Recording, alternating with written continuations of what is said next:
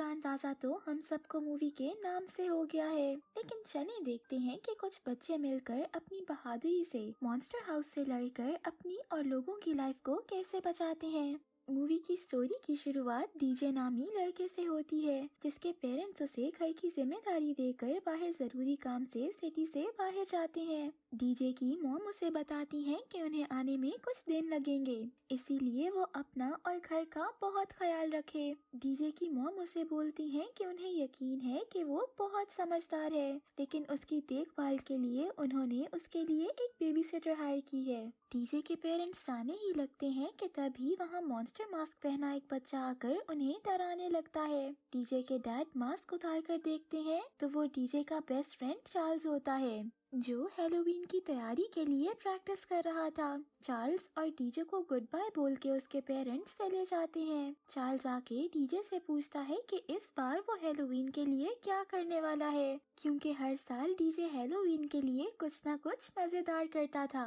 और चार्ल्स उसका प्लान सुनने के लिए बहुत ही एक्साइटेड था। लेकिन डीजे उसके सवालों से चिढ़ जाता है और बोलता है कि मुझे अब हैलोवीन के लिए जरा भी एक्साइटमेंट नहीं है, क्योंकि मैं इस पार्टी से बोर हो चुका हूँ और मुझे इस बार कुछ ऐसा करना है जो दूसरों को डराने के बजाय उनके लिए खुशी की वजह बने। इसके बाद चार्ल्स उसे रिलैक्स करने के लिए बास्केटबॉल खेलने का कहता है, जिस पर वो डीजे के साथ खेलने लग जाता है। खेलते वक्त चार्ल्स से बॉल गलती से एक ओल्ड मैन पीट के गार्डन में गिर जाता है। यहाँ मैं आपको बताती चलूं कि पीट बहुत ही अजीब दिखता था और सभी बच्चे उससे बहुत डरते थे, क्योंकि वो बहुत गुस्से वाला और खौफनाक था। पीट के ग्राउंड में जो भी बच्चा आता वो उसे डांट के उसके टॉयज छीन लेता था और घर में रख लेता था। बॉल जाने पर डीजे और चार्ल्स बहुत परेशान हो जाते हैं कि अब क्या किया जाए। डीजे चार्ल्स को वापस लाने का बोलता है, लेकिन वो उसे बॉल लाने की रिक्वेस्ट करता है, जिस पर डीजे बॉल लेने चला जाता है। लेकिन पीट गुस्से से बाहर आकर उसे पकड़ लेता है और उसे पूरी तरह से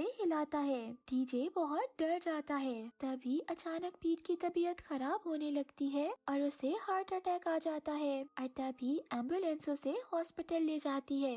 कुछ देर बाद वहाँ डीजे की बेबी सिटर मैनी आ जाती है, जो अंदर आते ही अपना हुलिया बदल लेती है। डीजे को वो बहुत अजीब लगती है। मैनी आते ही उसे बहुत अजीब से ट्रीट करने लग जाती है और उस पर हुक्म चलाने लगती है। डीजे अपने रूम में जाकर सो जाता है। सोते हुए उसे बहुत ही खौफनाक सपना आता है, जिसे देखकर वो बहुत डर जाता है और फोन वाइब्रेट होने पर जाग जाता है। जब वो देखता है तो उसे पीट के घर से कॉल आती है। वो बहुत हैरान हो जाता है और मैनी को दिखाता है, लेकिन उसका बॉयफ्रेंड पार्कर मास्क पहने उसे डराने की कोशिश करता है। डीजे डर जाता है, जिस पर मैनी उसे बताती है कि ये अब हमारे साथ रहेगा। डीजे मैनी को फोन का बताता है कि उसे पीट के घर से कॉल आई है। तभी मैनी उसे बोलती है कि उसके घर में तो कोई भी नहीं है, इसलिए जरूर उसे वहम हुआ होगा और वो दोनों मिलकर बहुत हंसते हैं और डीजे का मजाक उड़ाते हैं। डीजे इस बात से बहुत डिसहार्ट हो जाता है। वो सोचता है कि इससे बेहतर तो था कि मैं अकेला ही रह लेता। वो चार्ल्स को कॉल करता है और सब बताता है। इधर पार्कर मैनी को उस हाउस के बारे में बताता है कि सभी लोगों को लगता है कि वो घर हॉन्टेड है और वो घर में बूढ़ी आत्मा का साया है, इसीलिए पीट भी पोजेशन में है।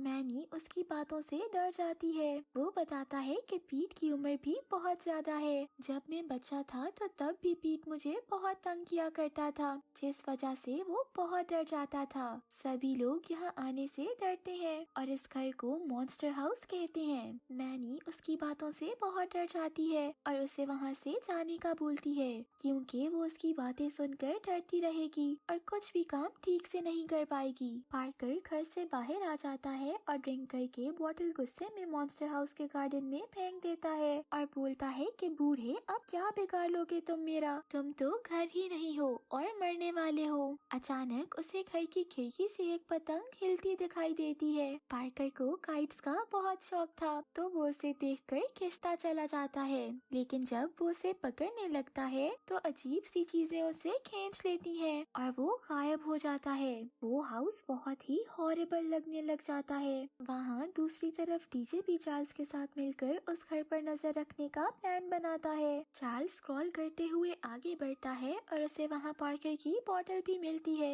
वो डोर तक पहुंचकर बेल रिंग करता है, जिस पर घर का दरवाजा खुल जाता है और सारी लाइट्स ऑन हो जाती हैं। वो दोनों बहुत डर जाते हैं, लेकिन अचानक घर से कारपेट निकलकर उन पर हमला कर देता है और अपने अंदर खींचने की कोशिश करता है, लेकिन बहुत ही मुश्किल से वो दोनों खुद को बचाते हुए वहाँ से भाग जाते हैं। अब चार्ल्स और डीजे स्टेथोस्कोप की मदद से घर पर नजर रखने लग जाते हैं। कमरे में मैनी आती है, जिस पर डीजे उसे रात में होने वाले इंसिडेंट के बारे में बताता है और साथ ही पार्कर का भी बताता है कि हमें उसकी बॉटल मिली है। हो सकता है कि वो मॉन्स्टर हाउस में कैद हो गया हो।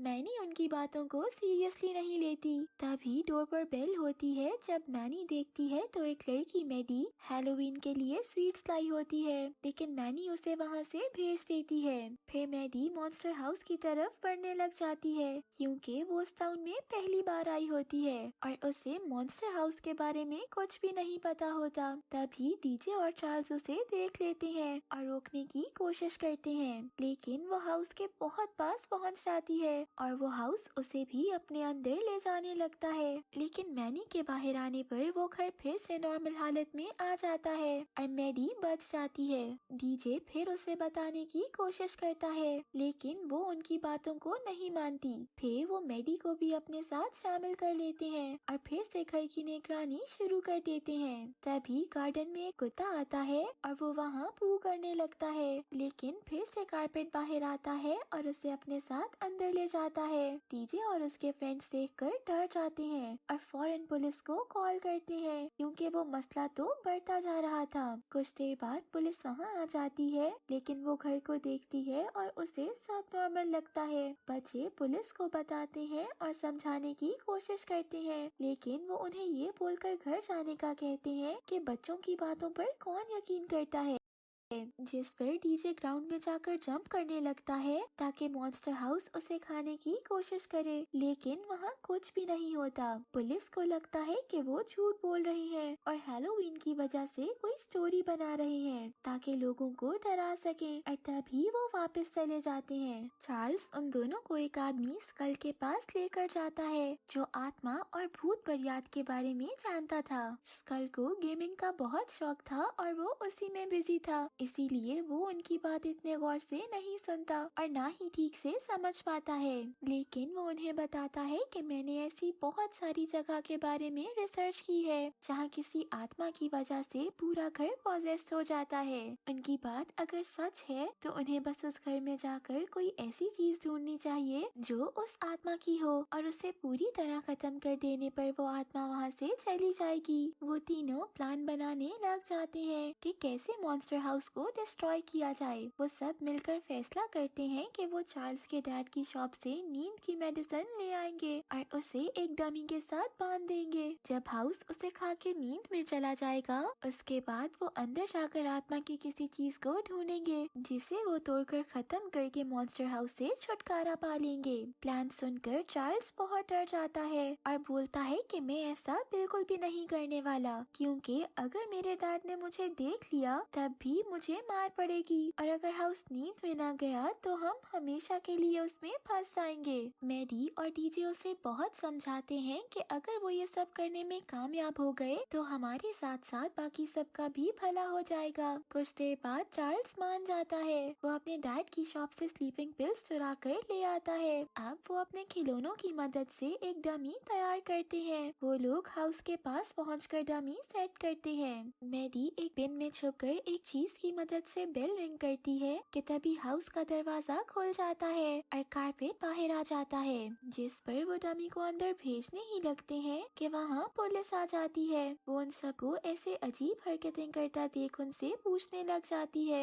एक ऑफिसर चेक करता है तो उसे समझ आ जाती है कि बहुत सारी स्लीपिंग पिल्स उन्होंने डमी के साथ बांधी थी। वो उन पर गुस्सा करते हुए कार में बिठाने लगता है कि तभी एक ऑफिसर को घर से खौफनाक आवाज आती है जिस पर वो चौंक जाता है और इन्वेस्टिगेशन करने वो अंदर जाने की कोशिश करते हैं, लेकिन तभी मॉन्स्टर हाउस उन पे अटैक कर देता है और घर बारी बारी उन सबको अंदर ले जाता है। वो घर अंदर से बहुत खौफनाक था। तीनों बच्चे बहुत डर जाते हैं। घर उन्हें एक जगह से दूसरी जगह फेंकता है, लेकिन डीजे बहुत ही हिम्मत करके उन्हें हौसला देते हुए कहता है कि हमें डरना नहीं है, बल्कि उस आत्मा का मुकाबला करके अपनी और सबकी जान बचानी है। वो लोग डरते हुए आगे बढ़ने लग जाते हैं, लेकिन अचानक वो बहुत गहरी जगह में गिरने लगते हैं। वो बचने की बहुत कोशिश करते हैं, लेकिन अंदर गिर जाते हैं, जहाँ वो बहुत सारे खिलौने देखते हैं। ये वही सब चीजें थीं जो पीट छीन कर अंदर ले जाता था।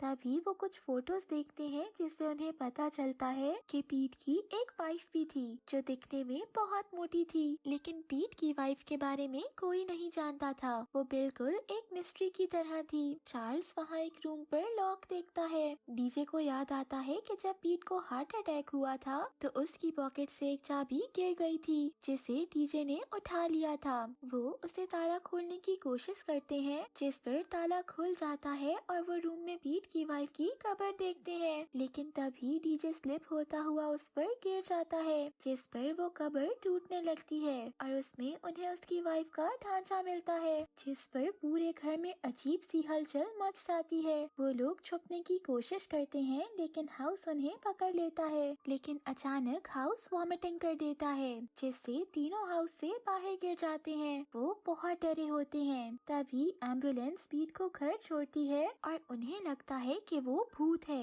लेकिन देखने पर पता चलता है कि पीट वापस आ गया है। वो उन्हें डांटने लगता है और गुस्से में अंदर जाने लगता है। तभी डीजे पीट को सब बता देता है, जिस पर पीट बहुत इमोशनल हुआ उन्हें बताता है कि उसकी वाइफ रोज से वो बहुत प्यार करता था। रोज उसे एक सर्कस में मिली थी, लेकिन सभी लोग मोटी होने की वजह से उसे बुली किया करते थे, जिस पर वो बहुत चिढ़ जाती थी। लेकिन वो मुझसे बहुत प्यार करती थी। उन दोनों ने शादी कर ली और एक घर बनाने लग गए। लेकिन एक दिन कुछ बच्चे उसे तंग कर रहे थे और अचानक उसका पाँव स्लिप हुआ और वो गिरकर मर गई। पीट ने उसे वहीं दफन कर दिया और उसके ऊपर हाउस बना दिया। कुछ देर बाद रोज की आत्मा ने इस घर पर कब्जा कर लिया। पीट उसे दोबारा खोना नहीं चाहता था, इसलिए वो सबको डराता रहा और गुस्सा करता था कि कोई इस घर की तरफ न आए। लेकिन अब रोज अपना कंट्रोल खो चुकी है और वो खुद भी उससे पीछा छुड़वाना चाहता है। तभी घर उन सब पर हमला कर देता है। पीट उन्हें फायर क्रैकर देकर घर डिस्ट्रॉय करने का बोलता है। पहले तो वो सब ऐसा करने में नाकाम हो जाते हैं, लेकिन बहुत ही कोशिश के बाद डीजे फायर क्रैकर से घर उड़ा देता है, जिसके बाद घर के अंदर जितनी भी जानदार और बेजान चीजें कैद थीं, सब आजाद हो जाती हैं और रोज की आत्मा भी खत्म हो जाती है।